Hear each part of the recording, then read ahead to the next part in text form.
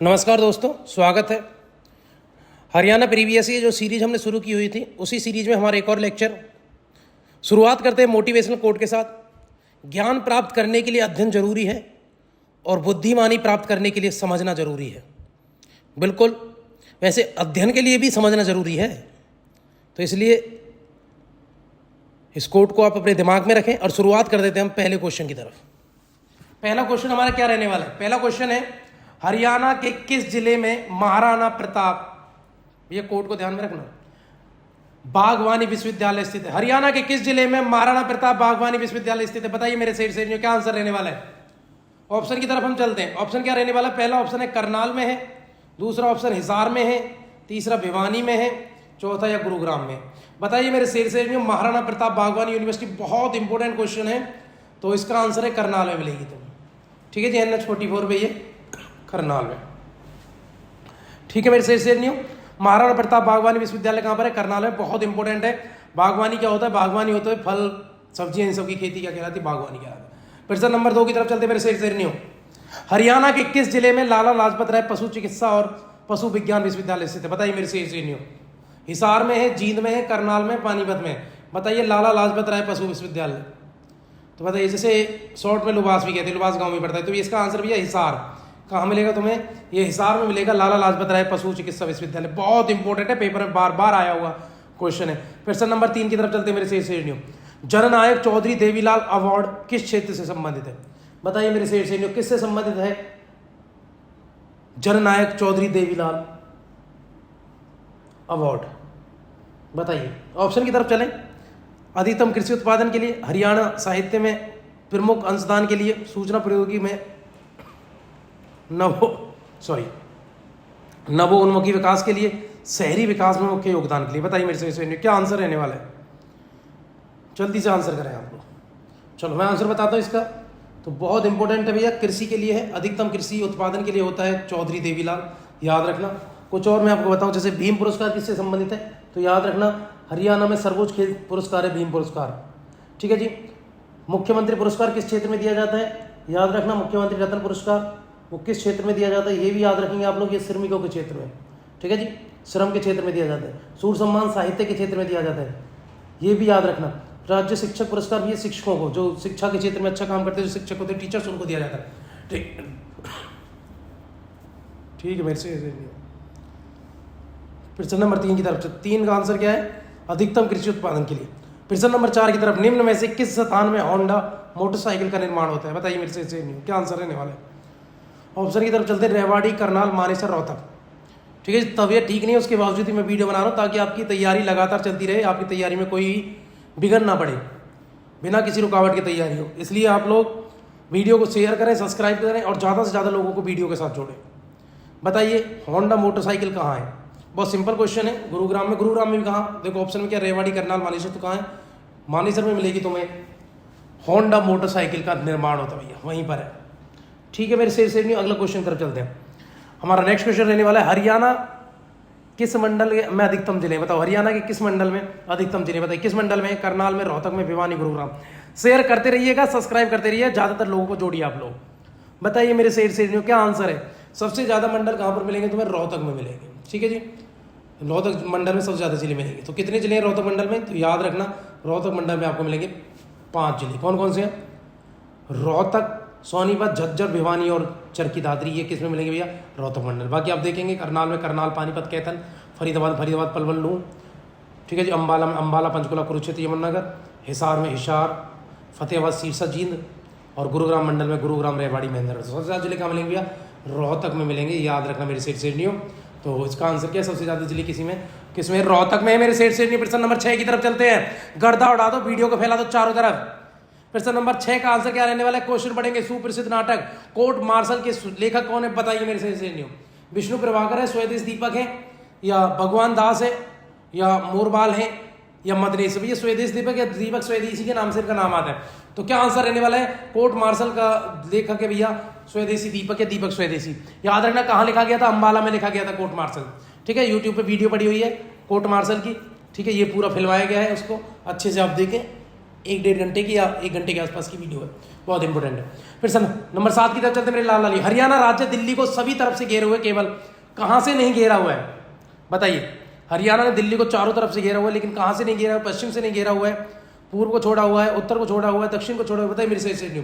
तो याद रखना दिल्ली के पूर्व को छोड़ा हुआ है, याद रखना। चारों तरफ से घेरा हुआ है, लेकिन पूर्व में दिल्ली ये उत्तर प्रदेश से लगती है भैया, ठीक है जी। दिल्ली के उत्तर पश्चिम और दक्षिण में हरियाणा ने दिल्ली को घेरा हुआ है, ठीक है जी। प्रश्न नंबर आपके, अगर क्वेश्चन आए कि हरियाणा के पूर्व में दिल्ली है, बिल्कुल पूर्व में, और दिल्ली के पश्चिम में हरियाणा, याद रखना है। क्वेश्चन नंबर 8 की तरफ चलते हैं मेरे से न्यू। पानीपत की दूसरी लड़ाई में अकबर ने किसको हराया? बताइए जल्दी से आंसर करते, बड़ा सिंपल क्वेश्चन है। इसका आंसर केनिया का बच्चा भी कर सकता है। बैरम खां है, अहमद शाह अब्दाली है, मराठे हेमू है। बताइए पानीपत की दूसरी युद्ध में अकबर ने किसको हराया था? तो नोट डाउन कर लीजिए, हेमू को हराया था। क्या आंसर है? हेमचंद विक्रमादित्य को पानीपत के दूसरे युद्ध में हराया था किसने? अकबर ने। और अकबर का सेनापति था उस समय बैरम खां। अकबर की उम्र महज 13 वर्ष थी। प्रश्न नंबर 9 की तरफ चलते मेरे लाल लालियो। प्रश्न नंबर 9 क्या कहता है? हरियाणा के पलवल जिले से अंग्रेजों ने गांधी को कब गिरफ्तार किया? बताइए जनवरी 1919, मई 1920, अप्रैल 1919, अप्रैल 1921। बताइए मेरे से रॉलेट एक्ट के तहत रॉलेट एक्ट के समय गिरफ्तार किया गया था। तो इसका आंसर जल्दी से नोट डाउन करें। तो वो डेट है भैया 10 अप्रैल 1919। 10 अप्रैल 1919 को गांधी जी को गिरफ्तार किया था, ठीक है जी, अप्रैल 1919। इसमें जैसे 10 अप्रैल 1919 रॉलेट एक्ट के समय गांधी जी को पलवल से गिरफ्तार किया गया था। प्रश्न नंबर 10 की तरफ चलते मेरे लाल लालियो। क्या आंसर रहने वाले क्वेश्चन की तरफ चलते हैं। जगाधरी के समीप अवस्थित बिलासपुर में कार्तिक पूर्णिमा में कौन सा त्योहार मनाया जाता है? बताइए मेरे से क्या आंसर रहने वाला है। जो बिलासपुर यमुनानगर में, वहां कार्तिक पूर्णिमा को कौन सा त्योहार मनाया जाता है? आदिबद्री मेला, मेला काली मेला, कपास मोचन मेला, पंचमुखी मेला। तो जल्दी से आंसर लिख लीजिए, पहले आप कमेंट करें फिर आंसर बता रहा हूं मैं। तो जल्दी से आंसर लिखे, इसका आंसर है आदिबद्री।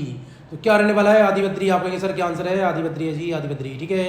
प्रश्न नंबर 11 की तरफ चलते हैं। हरियाणा के कैथल नगर में डोगरा गेट के समीप निम्न में से कौन सा गुरुद्वारा स्थित है? बताइए मेरे से नहीं हो। गुरुद्वारा नीम साहिब है, गुरुद्वारा नौवीं पातशाही है, रागधारा गुरुद्वारा है, गुरुद्वारा छठी पातशाही है। बताइए मेरे लाल लालियों क्या आंसर रहने वाला है? जल्दी से आंसर करो, बहुत इंपॉर्टेंट क्वेश्चन है। तो आप कहिए गुरुजी क्या आंसर है बताओ। कैथल में जो है नीम गुरुद्वारा नीम साहिब। वैसे गुरुद्वारा मांझी साहिब, श्री गुरुद्वारा मांझी साहिब बोलते हैं, वो कहाँ है? कैथल में। वैसे एक मांझी साहिब गुरुद्वारा कहाँ है भैया? अम्बाला में भी। गुरुद्वारा टोपियो वाला कहाँ है? गुरुद्वारा टोपियो वाला भैया कहाँ है? ये भी कैथल में मिलेगा आपको, ठीक है जी। शेख तैयब का मकबरा भी तुम्हें कैथल में मिलेगा। बाबा साहब कलाम का मजार भी कहाँ मिलेगा? कैथल में मिलेगा भैया। ईंटों की बावड़ी भी कहाँ मिलेगी? कैथल में मिलेगी। प्राचीन टीला बालू भी कहाँ है? कैथल में। लाल बता रहा हूँ मैं, चीज़ें याद रखना। एक और मुझे जो याद आता है, अरनोली का टीला, वो भी कहाँ है? कैथल में, ठीक है जी। मैंने ये दोबारा बोल रहा हूँ, आप नोट डाउन कर सकते हैं।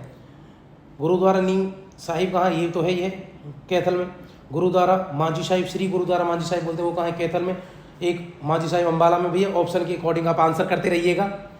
शेख तैयब का मकबरा भी कहाँ है? ये भी कैथल में भैया। गुरुद्वारा टोपियों वाला कैथल में है। बाबा शाह कलाम की मजार भी कहाँ भैया? कैथल में है। ईंटों की बावड़ी भी कहाँ है? कैथल में है। प्राचीन टीला बालू भी कहाँ है? कैथल में है। अरनोली का टीला भी कहाँ है? कैथल में। यही मुझे अभी तक, ठीक है, जो मैंने आपको बताया याद रखना। प्रश्न नंबर 12 की हम तरफ चलेंगे हम। हरियाणा के निम्न किस कवि ने सत्याग्रही प्रहलाद लिखी? बताओ किसकी किताब है सत्याग्रही प्रहलाद? बताइए मेरे लाल लालियों क्या आंसर रहने वाला है। ऑप्शन की तरफ चलते हैं। दीदार सिंह, भाई संतोष सिंह, भगत सिंह या तुलसीदास शर्मा दिनेश। बताइए मेरे लाल लालियों क्या आंसर रहने वाला? जल्दी से आंसर लिख लीजिए। इसका आंसर है तुलसीदास शर्मा। वीडियो को शेयर करो, सब्सक्राइब करो, ज्यादा से ज्यादा बच्चों को जोड़ो, ठीक है जी। शेयर करो, अगर पसंद आते तो बिल्कुल शेयर करो, करना भी चाहिए। अगर आपको कोई वीडियो पसंद आती है तो शेयर करें आप लोग, और लाइक जरूर करें, और सब्सक्राइब नहीं है तो सब्सक्राइब भी कर दो, और साथ ही साथ बेल आइकन को दबा दो, जिससे आपको हमारी वीडियो की नोटिफिकेशन लगातार मिलती रहे, समय से मिलती रहे, जिससे आप लाइव क्लास से भी जुड़ पाएं। प्रश्न नंबर 13 की तरफ चलते मेरे लाल लालियों क्या आंसर रहने वाला है। निम्न में से कौन सा स्मारक हिसार जिले में स्थित नहीं है? बताइए नहीं है पूछा है मेरे लाल लालियों। क्वेश्चन को देखा करो क्या कहता है, वो कहता है नहीं है। तो बताइए कौन सा नहीं है हरियाणा में, हिसार में? गुजरी महल है, बिल्कुल है। फिरोज शाह पैलेस है, ठीक है जी। बारसी गेट ये भी मिलेगा तो हिसार में। शेख चिल्ली का मकबरा नहीं है। शेख चिल्ली का मकबरा कहाँ है? ये मिलेगा आपको थानेसर कुरुक्षेत्र में, ठीक है जी। शेख चिल्ली का मकबरा कहाँ मिलेगा?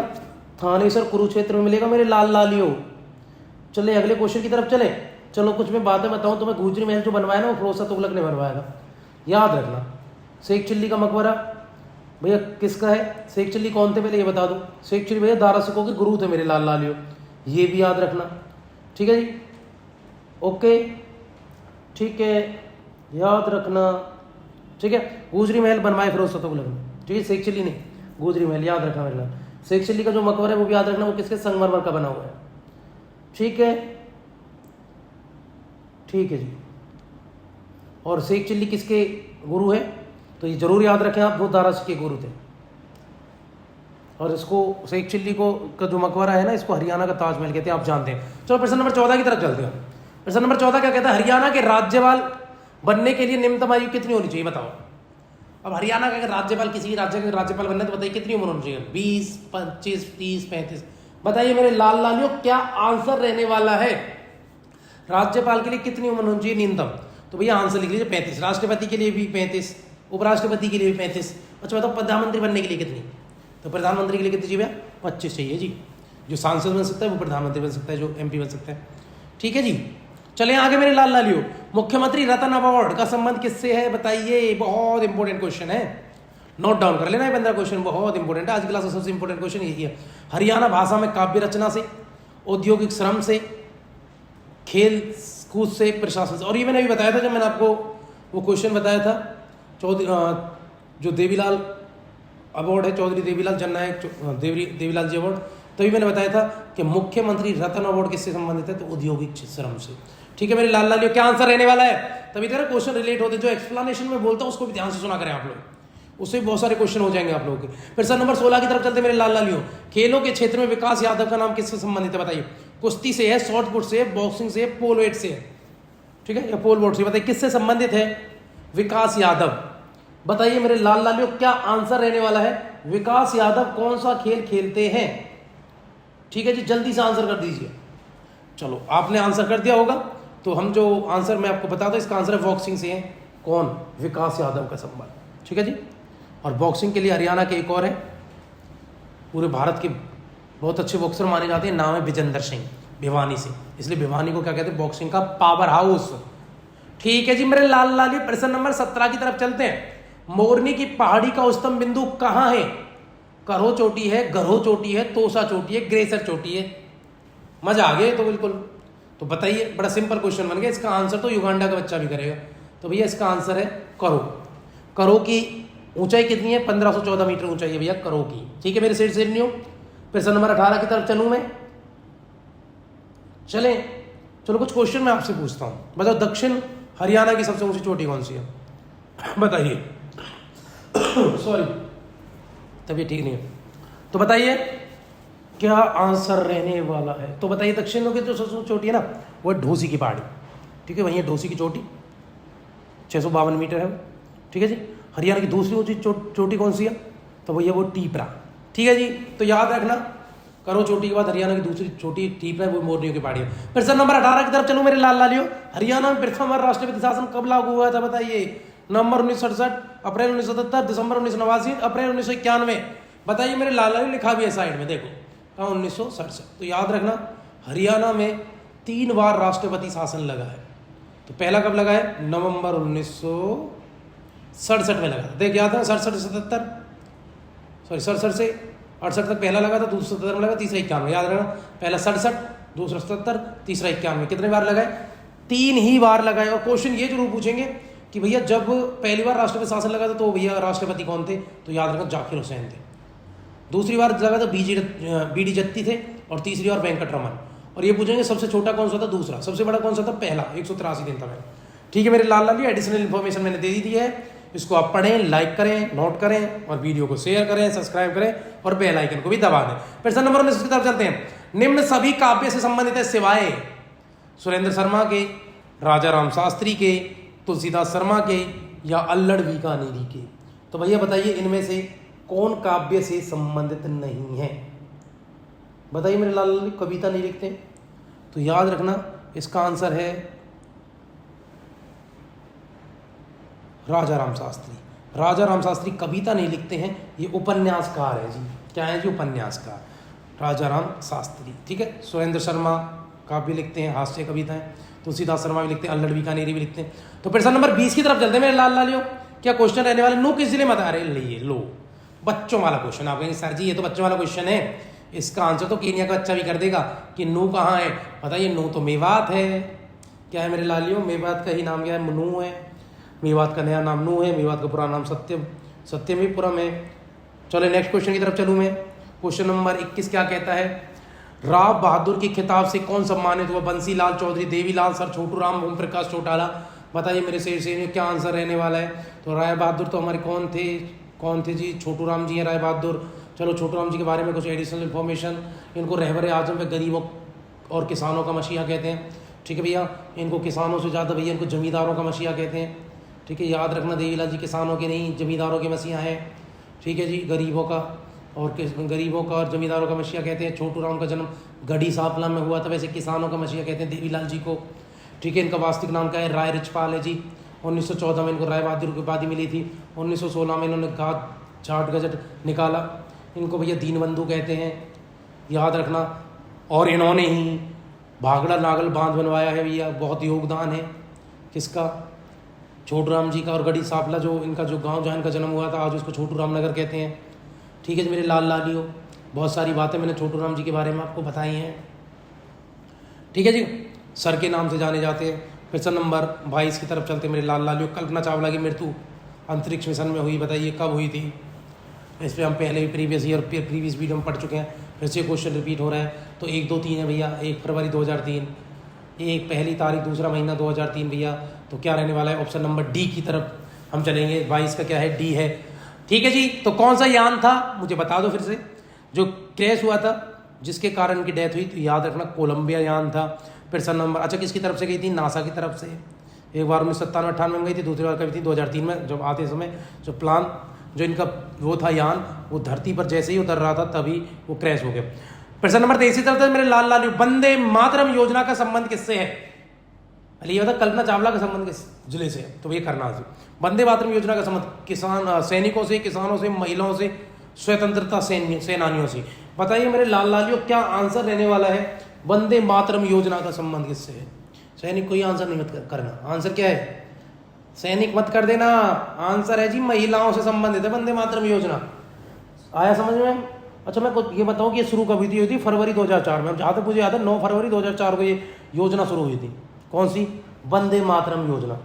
ठीक है जी, और क्या था भैया, ये था कि भैया हर महीने की 9 तारीख को ना महिलाओं को फ्री चेकअप होगा, जो गर्भवती महिला ना उनका फ्री चेकअप होगा, ये थी ये योजना।